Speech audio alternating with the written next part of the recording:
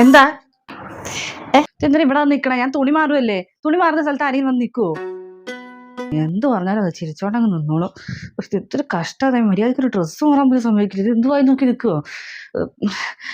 അമ്മായി അങ്ങോട്ട് പൊക്കോ, ഞാൻ വന്നോളാം. എന്ത് നോക്കി നിൽക്കുവാ? പോന്ന്.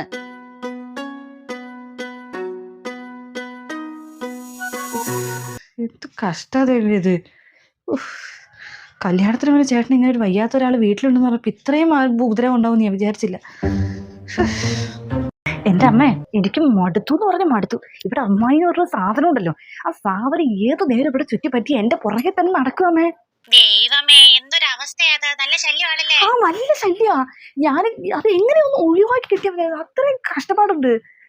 ഒന്നിങ്ങനെ ചിരിച്ചോണ്ട് നടക്കും, ഒന്നും മിണ്ടത്തൊന്നുമില്ല, ഇങ്ങനെ ചിരിച്ചോണ്ട് എന്റെ പുറകെ നടക്കുക. ചേട്ടന്റെ അമ്മയാണെങ്കിൽ കൊച്ചുങ്ങളെ കുറിച്ച് ആലോചിക്കുന്നില്ല എന്നൊക്കെ ചോദിക്കുന്നുണ്ട്. പക്ഷെ സത്യം പറഞ്ഞ എനിക്ക് പേടിയമ്മ.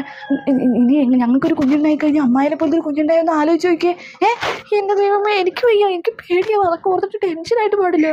അനുഭവിച്ചോടി, നീ അനുഭവിക്കണം. ഞാൻ നിന്നോട് കല്യാണാലോചന വന്ന സമയത്തെ പറഞ്ഞ ഇത് വേണ്ട വേണ്ടത്. അപ്പൊ നിനക്ക് തലയിൽ കയറി അങ്ങ് ഇഷ്ടപ്പെട്ടിരിക്കുവായിരുന്നു ചെറുക്കനെ. ഒരു ചെറുക്കൻ കല്യാണാലോചിച്ച് വന്നപ്പോഴേക്കും അതിന്റെ പുറകെ നടക്കുന്ന അവള്.